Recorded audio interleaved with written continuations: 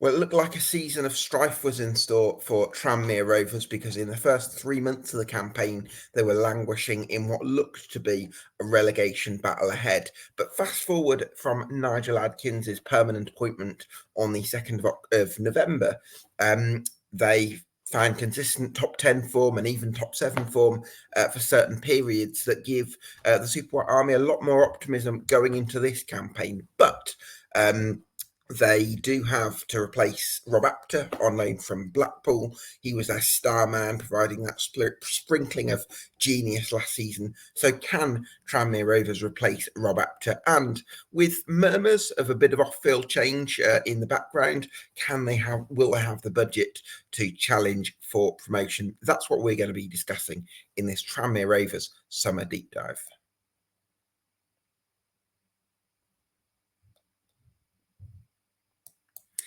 Yes, welcome to the Tranmere Rovers Summer Deep Dive on EFL Debate, part of a new series of deep dives. They're all uploaded to YouTube and Spotify, so go subscribe and follow if you haven't already, and go check the other ones out. For now, delighted to be joined by a member of the Super White Army, Ben Jones. Ben, thanks so much for joining me this morning. I guess if you can just, for me, reflect on the progress made under Nigel Adkins last season. Yeah, it ended up being a little bit of a disappointing season in the end, in so much as we tailed off a bit around March time, and games became sort of dead rubbers, which is something we've unfortunately come accustomed to the last couple of seasons.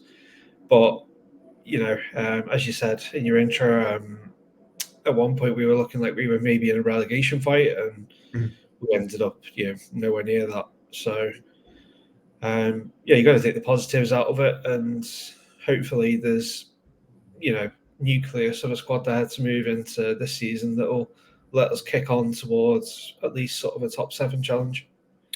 I think we've spoken off air, Ben, that when Doncaster Rovers made 3 really big loan signings in January, that made a massive difference towards their form in the last quarter of the campaign.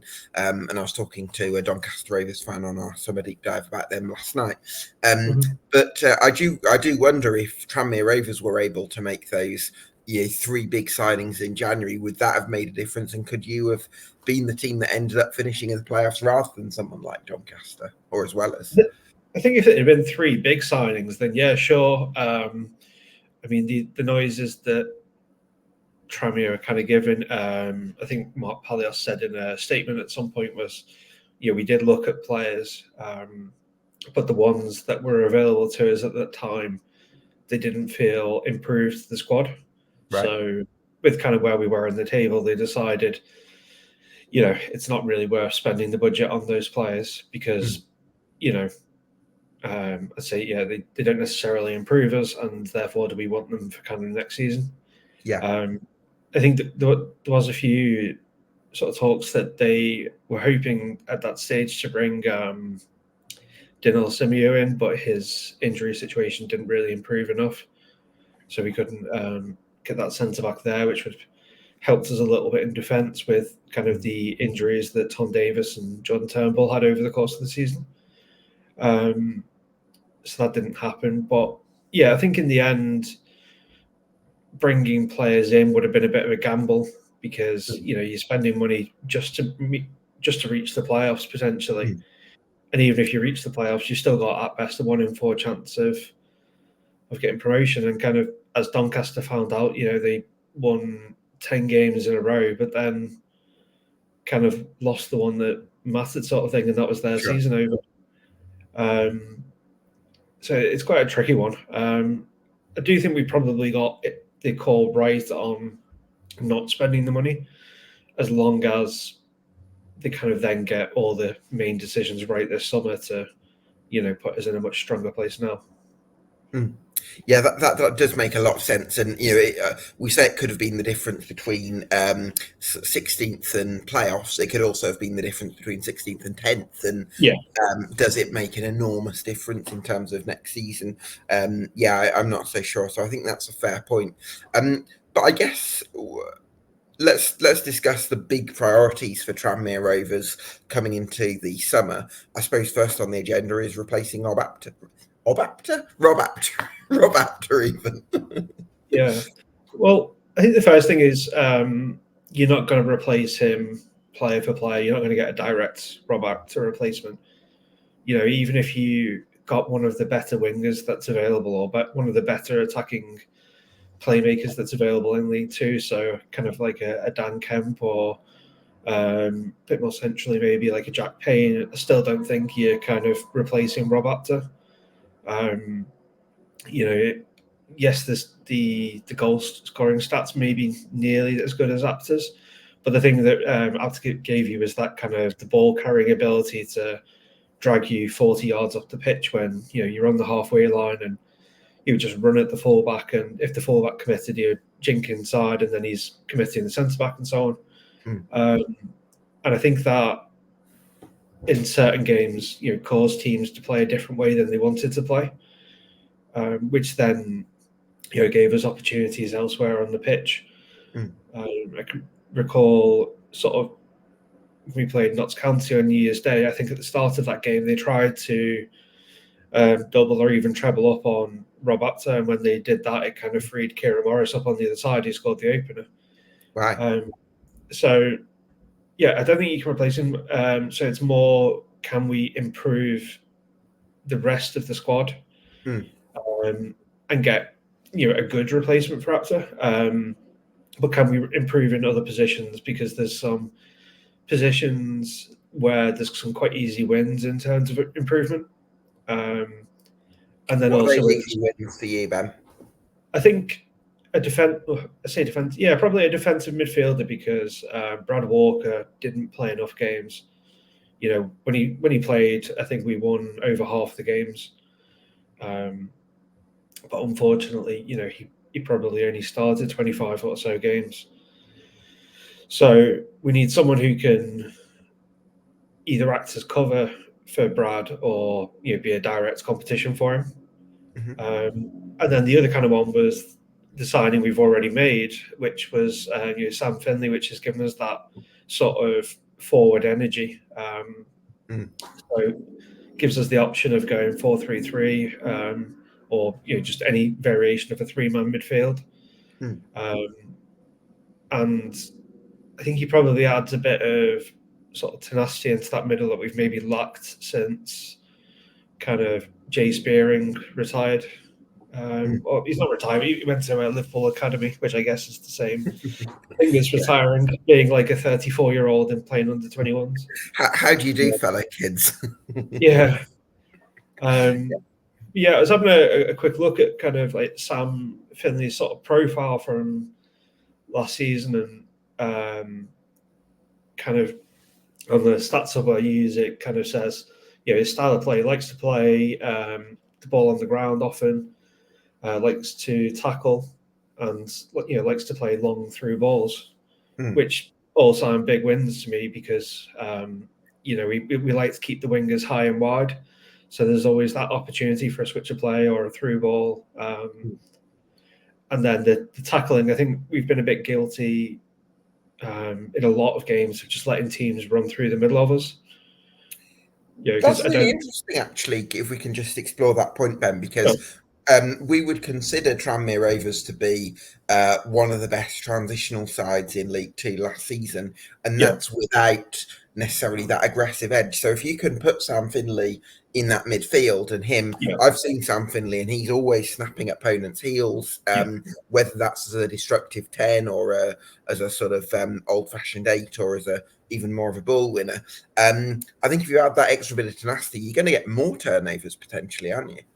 Yeah, you'd think so. So I think then following on from that, it kind of makes the style of player we get to replace Apter really important. I guess it's going to be a really big challenge, because on the face of it, he scored, I think it was 13 goals in 30 starts. It was best part of a goal every 2 games as far as the goal per minute. Okay, so you're not going to replace that. But what you can probably do is try and replace his ball carrying, So if you can find a winger with a bit of pace that can carry the ball and drag you up the pitch, you can maybe replace that aspect of it. So I think there's quite a few players who fit that profile. The other kind of option, I guess, for us would be if we took a completely different approach and we had a slight shift this season and we wanted to put a bit more control on games. So last season, I noticed a pattern where if we had the ball more than the opposition, generally we didn't win. Sure. There were a couple of games, I think, in that, Ben, where you were a little bit unlucky. Like, off the top of my head, Sutton and Walsall away were games where you probably, you were on the front foot. And there was quite a few of them. There was those two. I think Forest Green away, they scored from 30 yards with their only shot.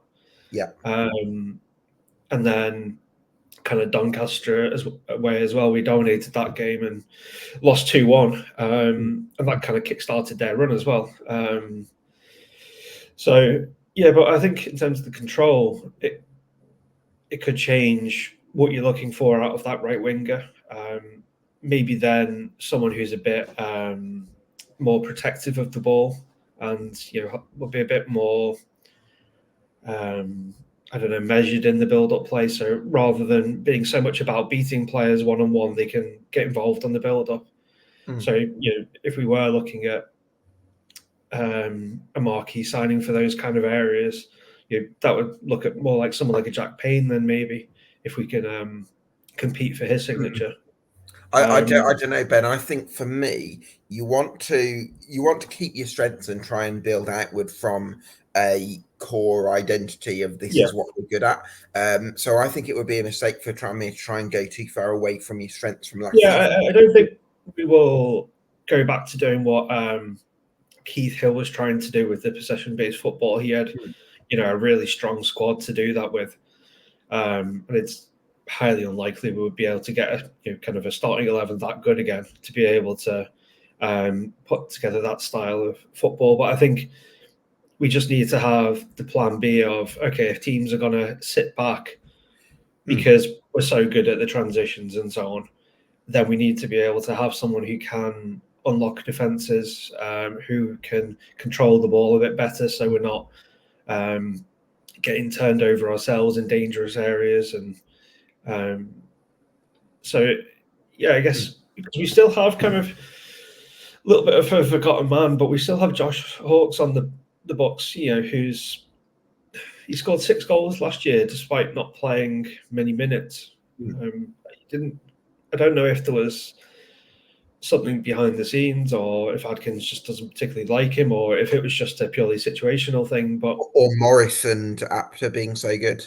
Yeah, those two were, kind of definitely kept him out of the side for large parts. But there was also games where we had Harvey Saunders left wing or Reece McLeod right wing when, Hawke should have been ahead of both of those two. Yeah, sure. In those games, especially on the wing. So he's kind of there, but I think for me, I think you would still see more out of him if he played centrally off the striker. In terms of his finishing, he's really good. So you know what? Though, I think as an inside, I think sometimes there's more goal scoring opportunities as an inside forward than as a number 10. Because as a number 10, you've got to get past the opposing midfield. They might have 2 holding midfielders. You've got to break past the centre halves, and then you've also got to you got to score as well. Whereas I think for an inside forward, you might be able to get past your fullback 1-on-1, and all of a sudden you can kind of arrive into goal scoring areas differently. And for me, that dynamic suits the makeup of the Tranmere squad better than bringing in a goal scoring 10. That's what I would say. Yeah, I think so. So that kind of then puts a lot of emphasis on probably getting a more attacking left back. From what it sounds like, we have been looking there. There was the young lad from Inverness, Cameron Harper, who's ended up at Carlisle. So I think that's the kind of player we're looking for there. So down that left side to give us a bit more attacking impetus, because I guess the way Adkins is probably looking at that is he wants one side of the pitch in terms of the fullbacks to be a bit more attacking. So I'm guessing it's the side that Kieran Morris is going to play on. So yes, I agree. Yeah, so I think for last season Kieran played on the left side, whereas the previous sort of 3 or 4 seasons he'd been playing on the right wing. Yeah, but you know what? I think with Kieran Morris, I definitely think he plays well alongside an attacking fullback, because then they can help each other out, because Kieran Morris plays better when he's got someone to combine with, but he's also can also help a fullback out defensively. So if this attacking left back is great going forward and maybe not 100% certain defensively, he's got Morris's competition. Whereas you sign a goal scoring inside forward on the right that's hopefully close to what Rob Apter can provide, your right back just needs to do what Leo Connor can do, and that probably does it. Yeah, so as you say, so that basically makes those two positions kind of obvious, kind of what you're after. You're after your attacking left back, but you still have Connor Wood in the background.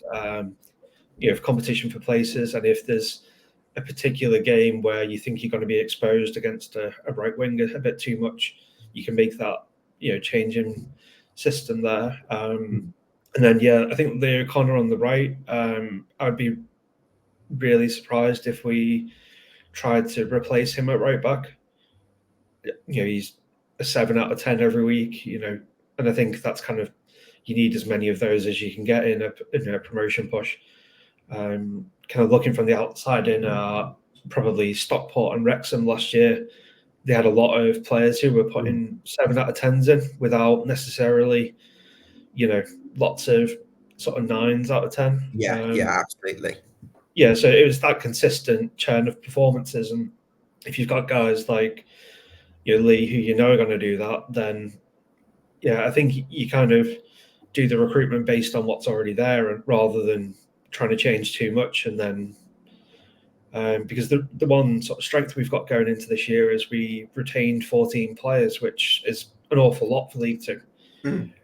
And they were all the 14 players we wanted to retain as well. Yeah, because you offloaded a lot of the players that weren't really featuring last season, not quite part of what you want to do. So I think the only player who we've kept that we probably don't want on board is Christian Dennis. But as far as everyone else goes, everyone they offered a contract to signed the contract and stayed.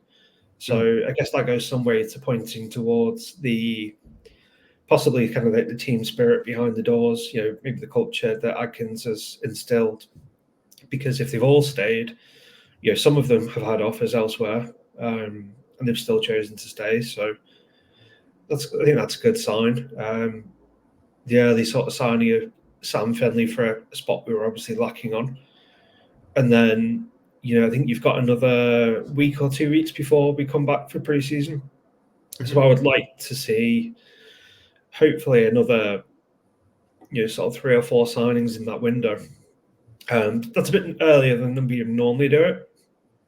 But I think in particular, if there's any players that are being signed with a view to being in the first 11, it's really important that we get them in as early as we can. I think that's easier said than done, because 1 or 2 of the players I've heard we're looking at, there's going to be competition from 7 or 8 clubs for them. Of course. Especially for that kind of right winger position with the sort of profile it sounds we're looking at there. I'd imagine, all the big budgets in League Two plus maybe a couple of the lower League One clubs are going to be looking there. So. Do you think what I think with Rob Apter, that replacing Rob Apter seems like the kind of position where you'd want to take a chance on a high ceiling, low floor loan, where the opposite of a Leo Connor, if you like, where it could be either, where something like a PL2 loan from a Premier League club that's got this incredible potential. You don't quite know how it's going to translate, but that's where you can get them. Whereas I think going into the permanent market, we'll come on to your financial situation in a moment. Not yours personally, Tranmere Rovers, but I think it's probably more likely that you'll get the quality that you need in the loan market rather than in the permanent market. Yeah, I think we will probably actually bring 2 in. two wide players. I think we will bring a proven League Two / League One winger in, and then I think we'll bring more of a development signing in. Okay. Whether that's someone who's from an academy, or it's just someone who's got the raw ingredients that needs a bit of work to kind of improve. So there's been quite a few people have sort of mentioned Duke McKenna, who finished the season at Sutton, and they said he's kind of got the sort of athletic attributes of a kind of a Nigel Adkins player. So if he can kind of polish his game a bit more, so I wouldn't be surprised to see someone like that as the kind of the development option. But then I would expect the starter to, unless we can't actually get these players because they're ended up in League One, I would expect the starting player to be someone like a Dan Kemp or. Well, he's gone to Stevenage, Dan Kemp. That's the kind of profile I'm thinking. Yeah. I mean, there's also both. I don't think they've moved yet, but you've got both the Harrogate wingers as well. Ado. Yeah, so Abraham Ado's gone to Peterborough. Has he gone now? Okay, fair enough. Yeah, he went to Peterborough a few weeks ago. Yeah. Okay, sorry, I recall that because I recall thinking that was probably a bit soon for him. Yeah. Anyway, I think they're the kind of guys we'll be looking at. But, if those two have already gone to League One, then there's sort of less of these guys available. And obviously Gillingham signing Jack Nolan. The only thing I would say with this kind of position, at the minute, our biggest rivals in terms of budgets have probably already covered themselves in the wings. So I'm thinking sort of Notts County, Doncaster, Gillingham have probably signed the wingers they want. Certainly for sort of the starting team, because each of them either has signed a couple wingers or, in Notts County's case, already have them on board. So I think the only way Notts probably go into the market for a winger is if Jody Jones leaves, which isn't impossible, because I'm just diverting to them quickly. It sounds like Macaulay Langstaff staying because they've made him captain. So yes, that is an indication there. Yeah, so if they're going to sell someone to finance a bit of a rebuild, then that kind of points towards being Jody Jones. In which case they might be looking for a left wing back, a left winger. You don't really know with what formation they're aiming. Well, they'll probably sign someone who's a winger and then convert them into a wing back because that seems to be what they do. I mean, kind of another name, I've not heard them linked. It's just someone I've seen a little bit of in terms of the right winger kind of position is kind of Cian Hayes, who I mentioned to you off air. Who finished the season at kind of Rochdale. He's not got the experience or kind of proven numbers just yet, but I think he had 7 goals and 4 assists in the back half of last season in a pretty average National League side. So, but what I've seen and kind of heard of him is that he's very much a front foot pressing kind of energetic winger, which again points really well to ourselves being kind of that high energy transitional side. Yeah. So definitely. I believe he's under contract at Fleetwood, but there was a few sort of Fleetwood fans on Twitter suggesting that they think if an offer came in, they would probably let him move on. Well, Ben, this I think leads us into the talk about the ownership situation and what Tranmere Rovers' budget's going to be, because I remember talking to you in September about Tranmere's ownership and sort of financial situation, and it maybe the conversation felt maybe less optimistic. Nowadays, or present day, I think it feels more optimistic. And yet, if I try and recall anything that's been officially confirmed since September, there's actually very little. So it's I'm trying to kind of work out what's going to happen, and I suppose I'd like to see a bit of clarity come out from the club before, just so we know where we are, I guess. Yeah.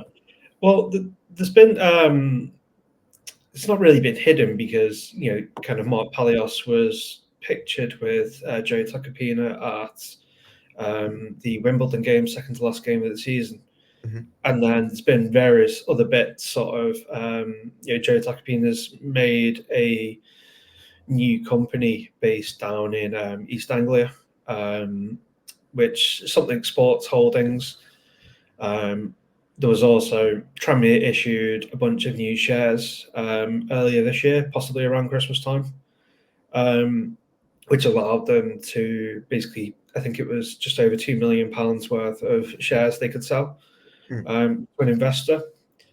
There was around that time as well, there was also talk that the former Ipswich owner, I think it's Marcus Evans, was at least talking to Mark Palios. So something has happened behind the scenes, but no one quite knows, who's involved yet, or what the scale of it is. So, if you were kind of putting two and two together, it very much seems like there's been an investment and Tranmere are keeping it close to the chest because they don't want agents asking for 25% more on player wages. Sure. In particular, if they are looking at some of these more premium League Two players who are already going to be on $3 or $4 grand a week, the last thing Tranmere want happening is what happened to Stockport, where you end up having to pay $5 or $6 grand a week just because they know you've got the money. Yeah. So it sounds like there's something gone on there. I think one conversation I had with another Tranmere fan was with Marcus Evans being pictured with Palios earlier in the year, and then this Joe Tacopina making a company based in East Anglia, where Marcus Evans is from. It's kind of, two and two. Is there a bit of a consortium there, maybe? But that's just pure speculation. So, sure. I think it will probably come out just before or just after the start of the season. From memory, that's around that kind of time when it was announced that Mark Palios had originally bought the club off Peter Johnson, sort of 8 years ago or whenever that was.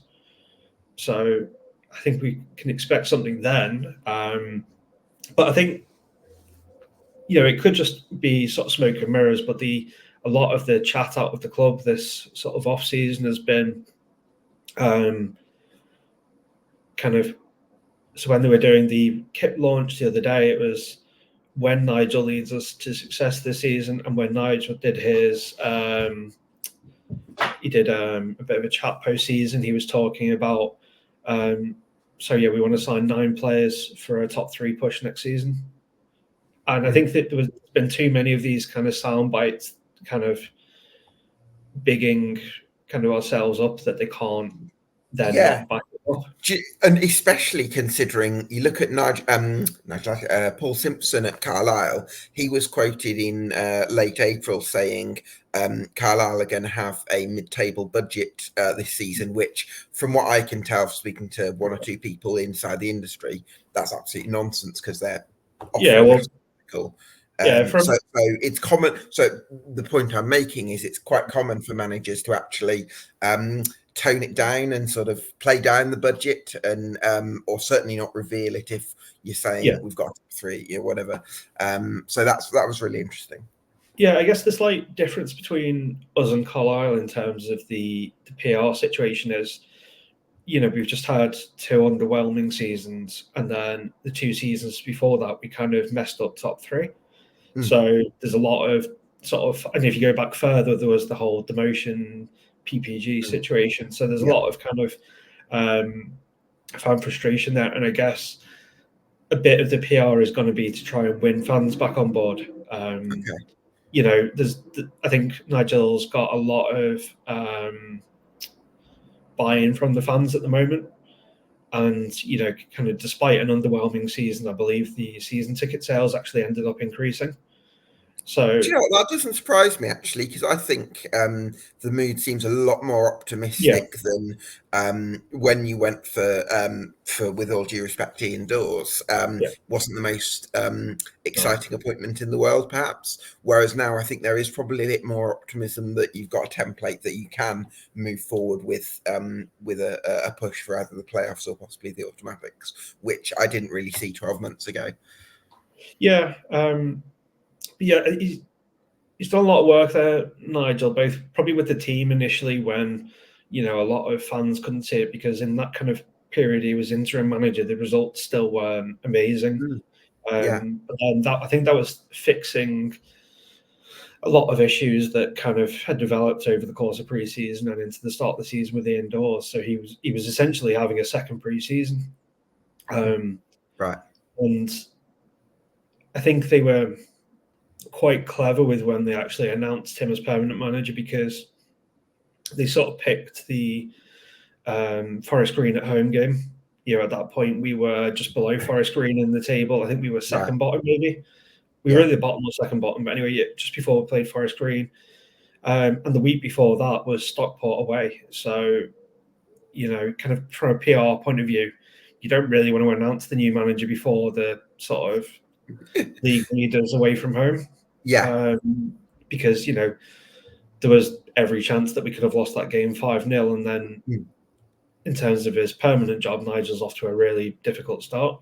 yeah, of course. So they were quite clever with the Forest Green thing. And then, we beat them 3-0 and played really well. Mm, They weren't particularly in the game at all. It was kind of very kind of comprehensive win. And that sort of set us off on that run of sort of 10 games, which, we were kind of the most formed team in the league for that 10 games. Leading up to I think the last game in that run was the Notts County game on New Year's Day. And mm, after that Notts County game, which was January the 1st, there was, a little bit of talk about, well, is there an outside chance of playoffs? Which kind of circles back to this whole thing about, should we have brought anyone in January? And again, I still think they did the right thing in not gambling on it. But in terms of that quick transition, that brought a lot of sort of positive sentiment from the fans because they could see what was possible if Nigel actually had the resources he needs. I think after that period we started to suffer a bit from injuries. We had Kieran Morris was out for quite a few games. Brad Walker missed quite a few games.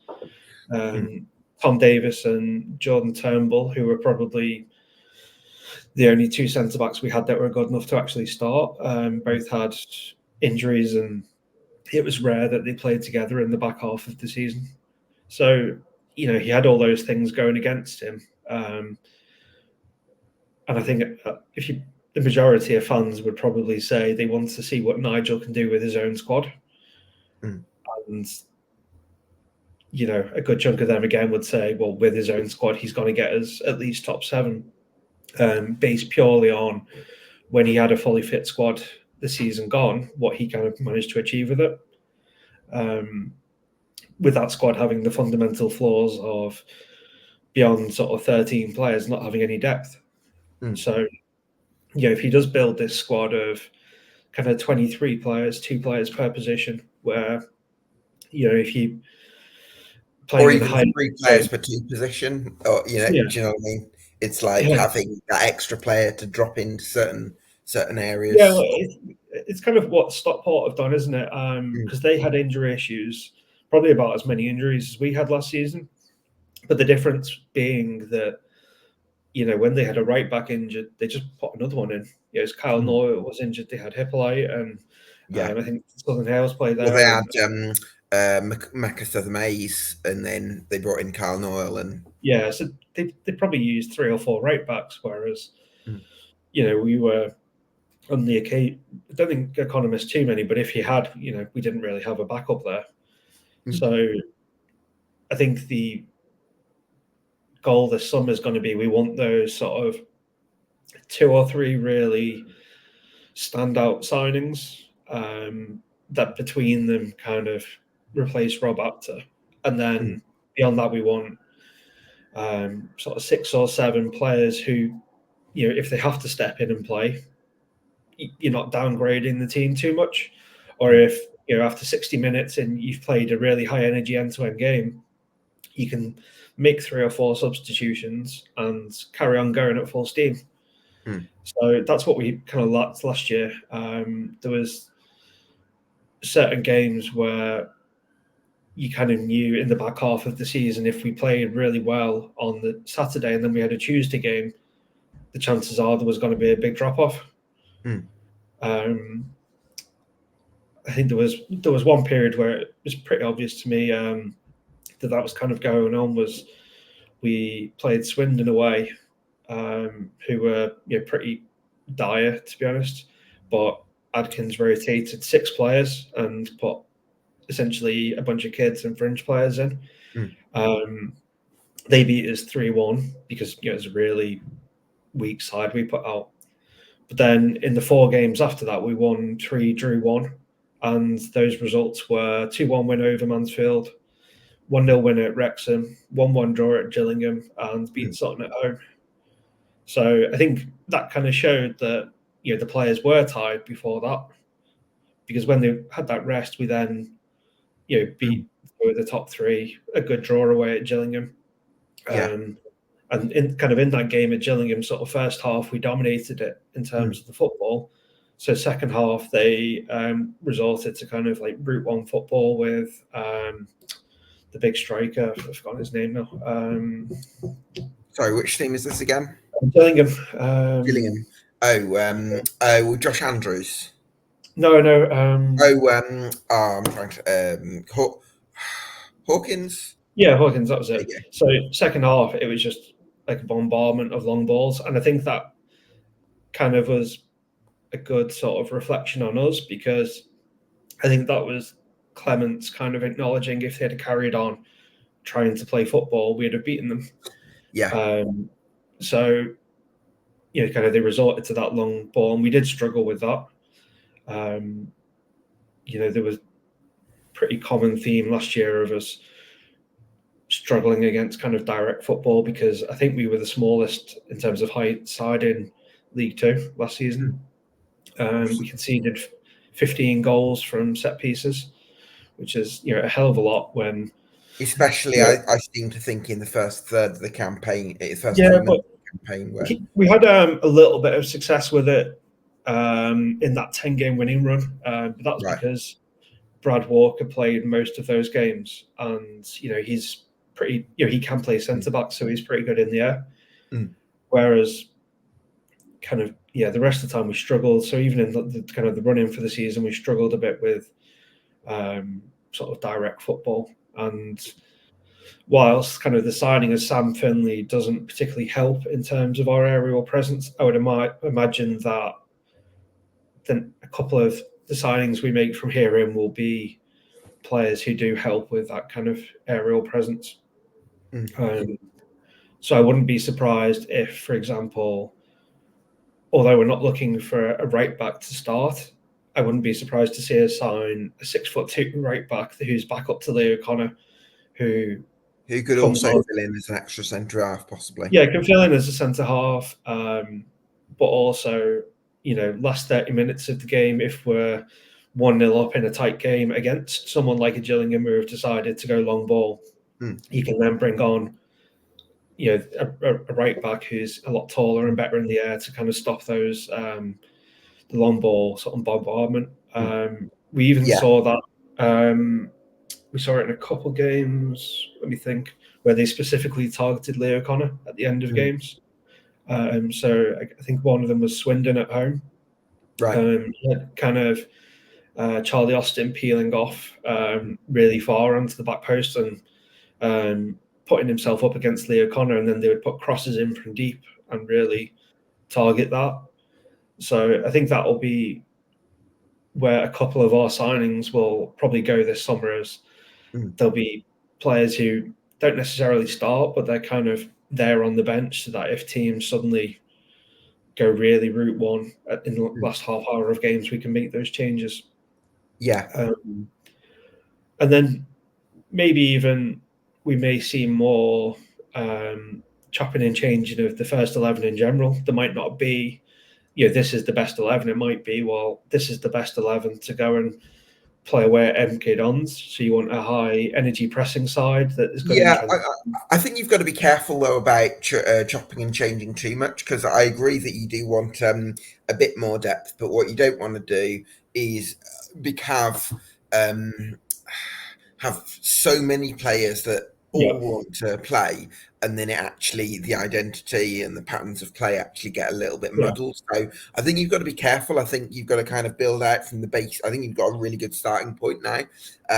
So for me, I think you bring in 4 or 5 players that are ready to good to go to sort yeah, of go straight into the first 18, and maybe bring in a few development players that can come into the squad and maybe grow with yeah. the club.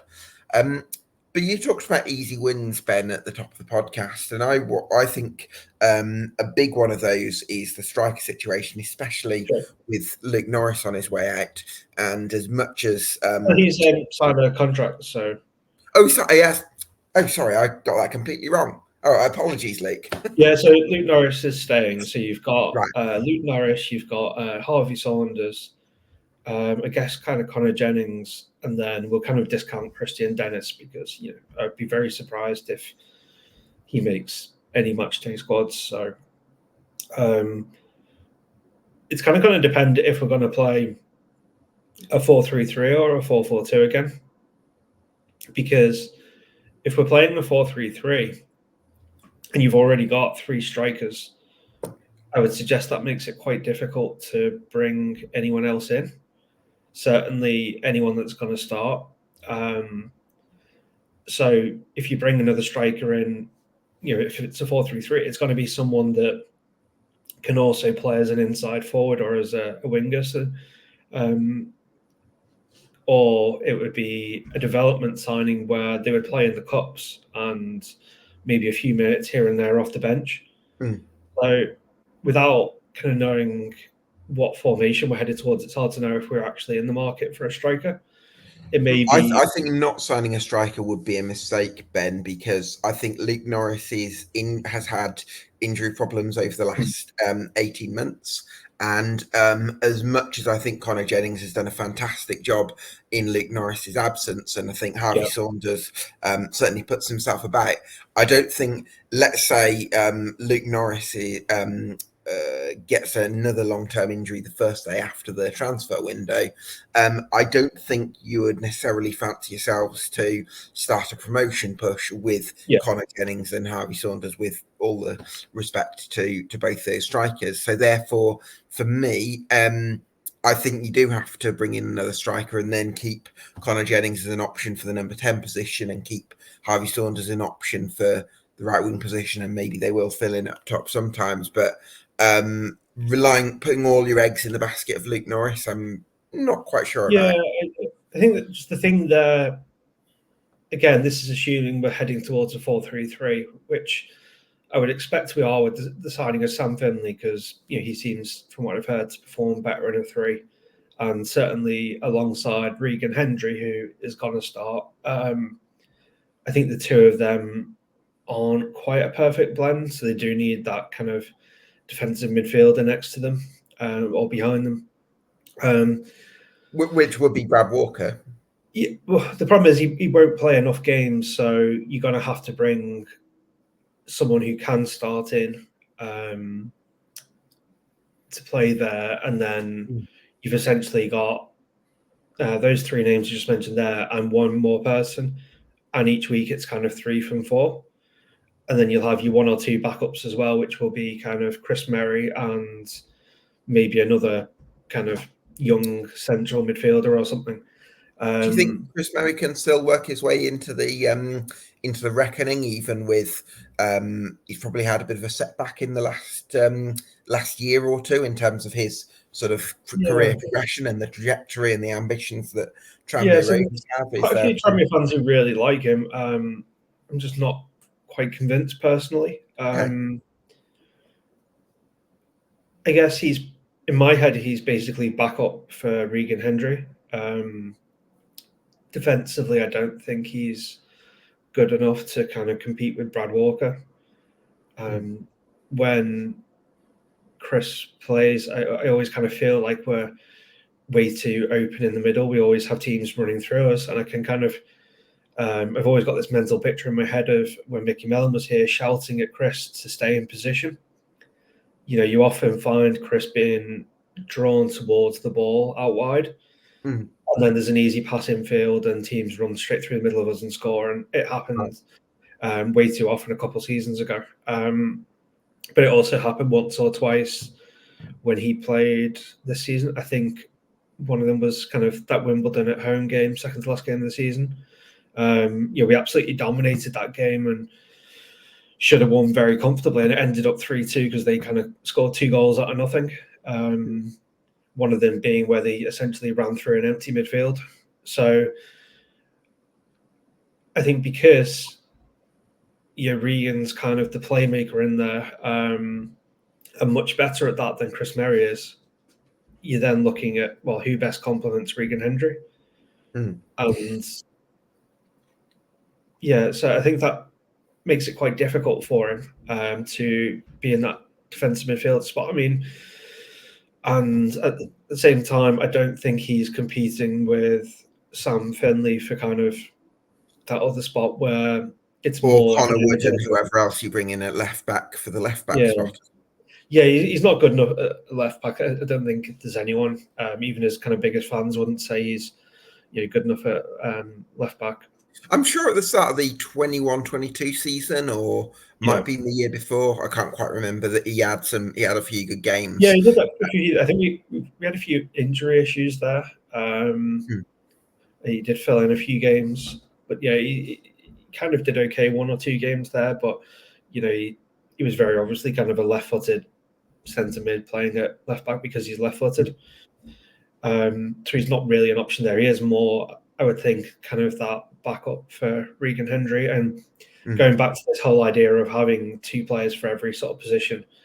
If you said, well, okay, so in your sort of creative central midfield spot, you've got Regan Hendry, and then his backups, Chris Merry. Your more energetic forward-looking position, you've got Sam Finley, and maybe you're kind of saying that Connor Jennings is actually competing for that spot. Yeah, I mean, I think Connor Jennings could be a good sort of competition option for Sam Finley, because even though if you are going to play a 4-3-3 rather than a 4-2-3-1, Finley is going to be very aggressive. He's not going to. We've talked about discipline with Merry. I think Finley is going to be given license to just go and press, which I think is probably going to suit Connor Jennings as well. Yeah, exactly. Merry likes to get out of it. He was one player last season who, when he was fully fit, he did really well, especially through that run of 10 games, he did well. And then he faded for a period around February, March. But I think that was because, he had played every single game in that whole run. And being that high energy pressing player, it must knock sort of 10, 20% off you when you are playing without stopping. So I think we would actually see higher levels out of Connor if he was, starting maybe 1 in 3 games and coming off the bench here and there. So I think that's how they'll probably sort of maximize what they get out of some of the positions, is that, there will be changes here and there, and there will be lots of subs at the 60-minute mark, 70-minute mark. There might even be sort of pre-planned to an extent that you see a few clubs do. And being that high energy pressing side, one of the kind of the main attributes you need is the energy and the ability to press. So as that drops off at the 60 to 70-minute mark, potentially, even if those tired players are potentially slightly better quality on the ball than the ones coming off the bench, allowing you to continue pressing sides is potentially more important. Yes, especially if you're coming up against one of the possession-based sides in the league. If you suddenly drop off for that last 20-30 minutes in your energy, then you're going to come under the cosh with a bit of pressure. We saw that a little bit in the MK Dons game at home. I mean, they dominated the entire game in terms of possession. I think it was best part of 70% possession. Majority of that was in front of us, and we were quite comfortable, and they were having long range pot shots. But then towards kind of the end of the game, we just sort of ran out of energy, and they were getting a lot of set pieces. And I think both their goals from memory came from set pieces, which is really disappointing from our point of view against a side like echelons. You put all that hard work in to stop them cutting you open play, but then you kind of the most fundamental part of the game get that wrong. So that'll come back to what I was talking earlier about. I expect there'll be 2 or 3 players that come in to help shore us up on that side. They got the winner in that game in like the 92nd minute or something. So I think we may well have taken Leo Connor off in that game and put Reece McClare right back because he's a bit taller, but he wasn't quite a good enough player in the end. So I think if we can sign a right-sided centre-back / right back who can kind of take that role in the squad, that'll help us quite a bit. I definitely think having a few versatile players will help. I agree with building the squad out and having more players who you're confident can make a difference into the first team.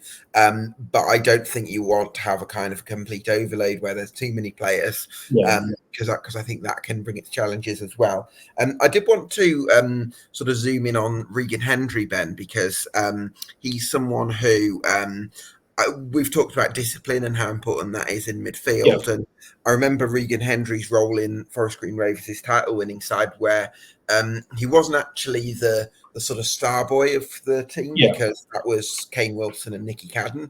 But I think his discipline in midfield as part of a sort of double pivot in a 3-4-1-2, that was really important. And it seems like he's gonna he is playing a similar role for Tranmere Rovers, as well as being able to play make and conduct things. So just talk. Do you see Regan Hendry as one of the best midfielders in League Two?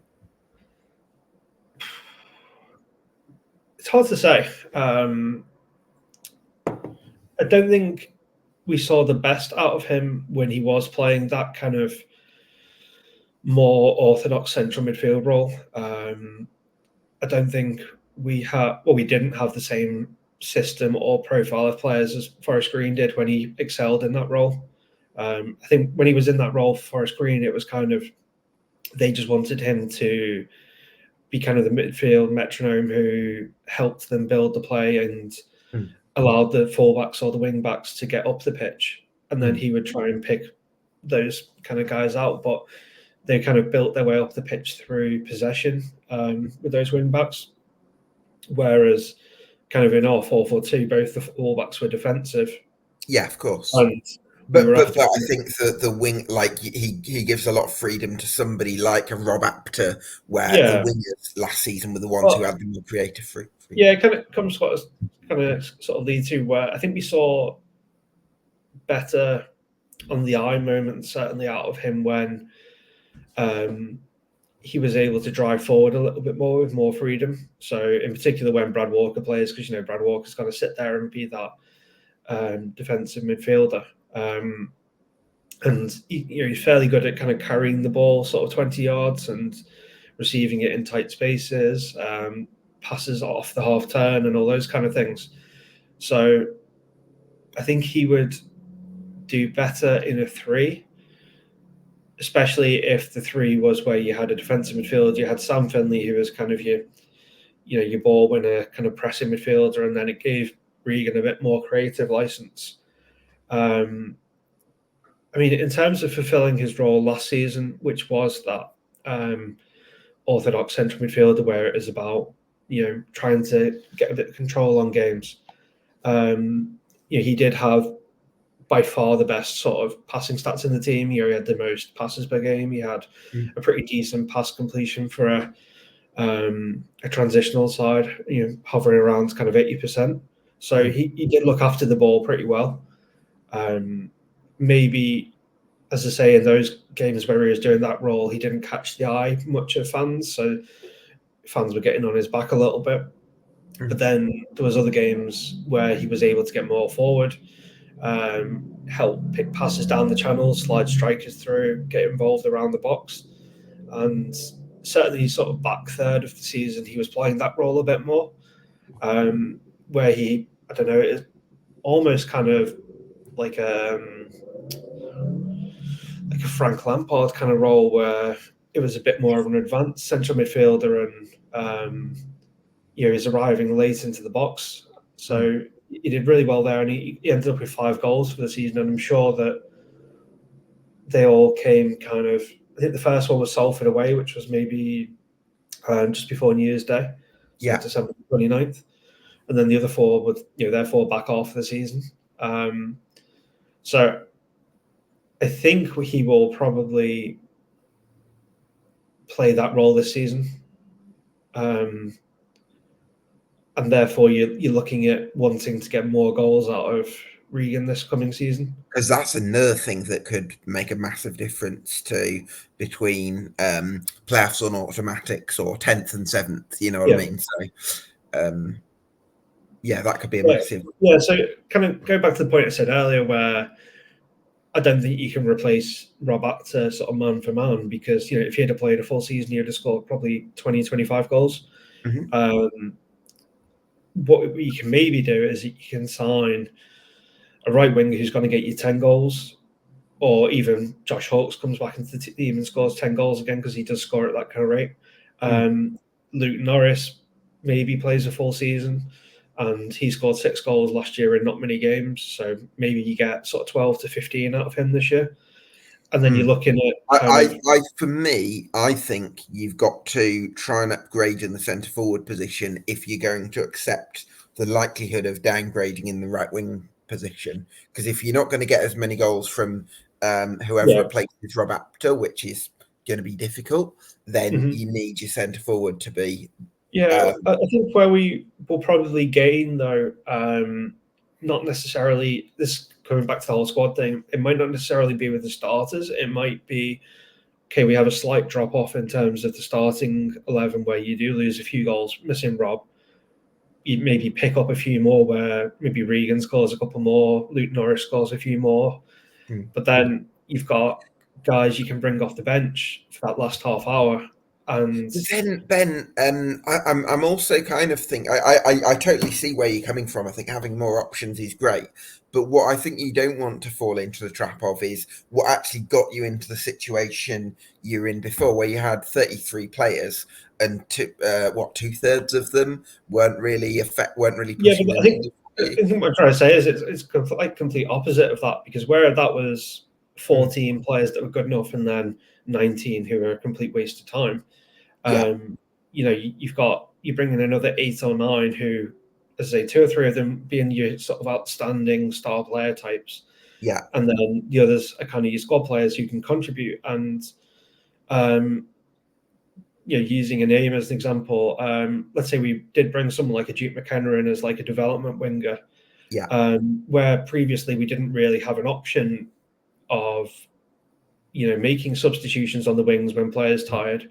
And you had to put someone out of position. Okay, well, you've got an actual winger who can come on, and maybe that winger, because they're only playing half an hour, they've got more energy, and therefore they get a better goal return per minute.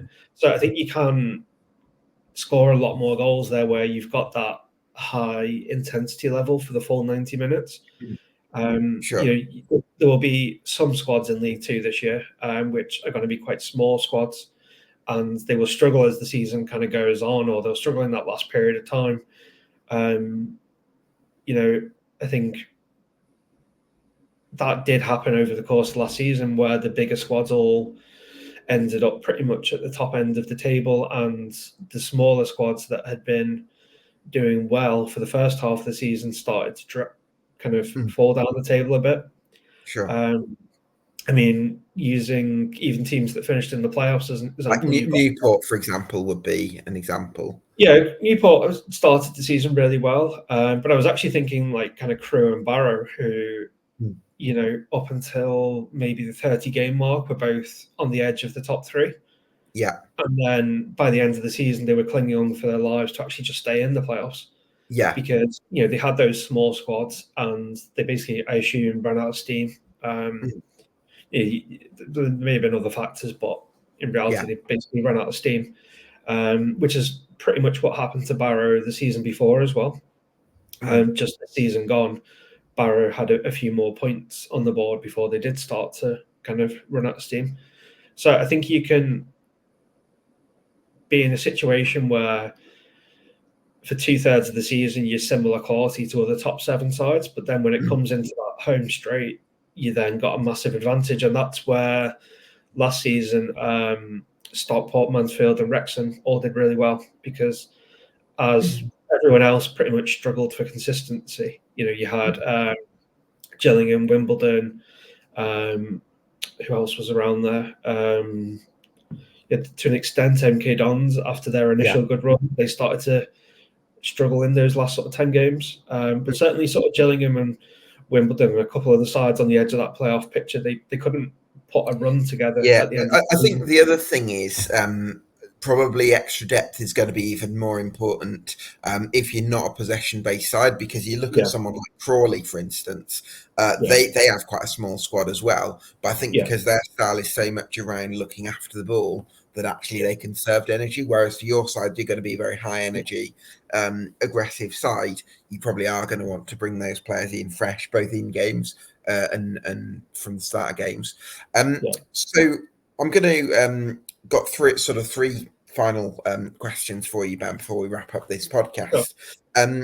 What would be the biggest reasons for you to believe that Tranmere Rovers will achieve their ambitions for 24-25, which I imagine is going to be a top 7 finish? I think I would say it's going to be what those kind of 2 or 3 star signings look like. Or if they are really high caliber, then that probably puts my confidence level at a point where I think we've got a real shot at top 3. There's other factors that need to go your way to get top 3, but I think it would give me real confidence of top 3.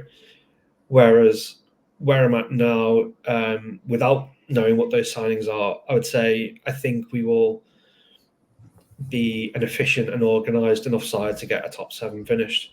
And with Adkins being there for the full season, I think he'll replicate what he's done in the past with sort of Southampton and Scunthorpe, where they are very efficient sides. They're very hard to beat, high energy, which we've seen ourselves last season.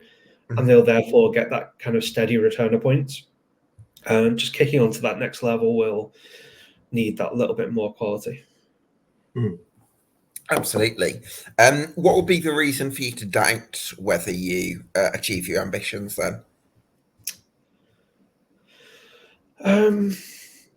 It's probably a tougher question, because I'm pretty confident that at kind of worst we would get, I think a bad season for me, we would finish about 10th this year, because as I say, I'm pretty confident we will have that consistent churn of points because of the style of football, where it's not too based on technical ability, it's based on energy and so on. So I guess the thing that could, if you had a crippling injury crisis where 6 or 7 players were out injured, and all of a sudden, especially if they were kind of just focused on maybe 2 positions or something, where you were blitzed in central midfield and you had 4 centre midfielders out. So I think luck does play a little bit of a part in terms of a promotion campaign, because you don't want to get those situations. But I'm relatively confident that as an average, we're in a pretty decent spot overall to at least do an okay season. And then I don't think we've quite delved into. We've touched on Nigel Adkins, but I don't think we've fully sort of delved into him. How much confidence do you have in him? Again, kind of what I was just saying, that I think he will deliver high energy, efficient, organised football, which will get a consistent points return.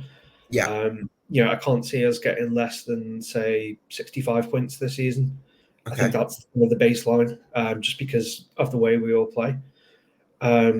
So what I would like to see from Nigel and the team this season is that for us to develop and kick on to that point where we hopefully get top 3, where you need more like 80 points, is in those games against the sides who are going to sit off us because they don't want to let us counter, because we're good in transitions and so on. So against those probably bottom half sides, can we control the games a bit better? And when we do have control of games, can we make sure we kind of have that sort of nous about us to punish sides?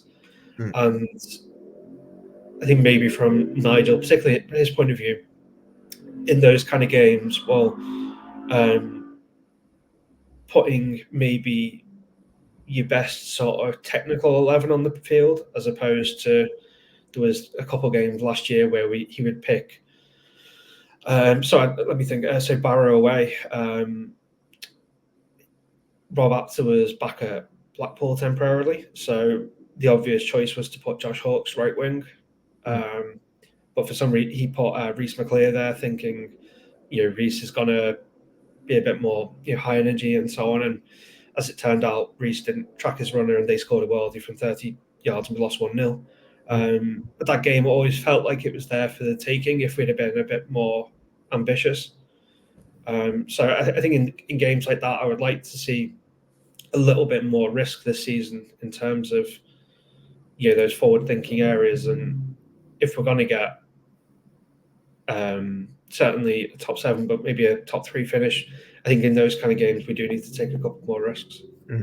Yeah, I think for me, if I'm going to dropping in a sort of a concern, or a sort of a question mark, not a concern at this point, it would be, if you're not able to replace Apter and you choose not to sign a centre forward, and then Luke Norris gets injured, and I think each of those things individually are perfectly possible, then I think that could undermine you in terms of firepower. Because it's one thing being able to control some of those games well, like you mentioned, when the oppositions do sit back and play a deep block, but then you've also got to put away those sides like we touched on earlier, the Suttons, the Warsaws, the Forest Greens. You've got to have that clinical edge as well.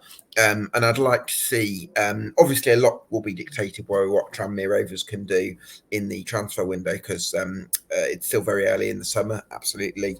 But I think I really need to see that you've got the players that you need to be clinical in the final third. So that's the point that I would kind of bring into it. And then just the final one from me then, Ben. Too early for a prediction, of course, because we don't know what the squad's going to look like, although you have got a good starting point already. Give me a number between 1 and 10 that tells me how optimistic you are that you'll achieve your ambitions. 8, I would say. 8. And I think the transfer activity between now and start season could shift that anywhere from a 7 to a 10. I think the base there's good enough that even if the transfer activity isn't too hot from here on in, it would still be a 7. But then, we bring these 2 or 3 marquee signings in, we get some really good squad players. I'd probably be a 10 out of 10, where I think we would have a really good shot at the top 3. And certainly if we miss out on top 3, we would kind of fall into that playoff picture. Yeah. Well, let's see. Listen, Ben, thanks so much for your time. It's been great to discuss Tranmere Rovers with you this morning. Get your comments in below. Let me know what you think Tranmere Rovers have in store. Obviously, a lot can change over the course of the summer. And keep your eyes peeled for future summer deep dives between mid-June and mid-July on EFL Debate.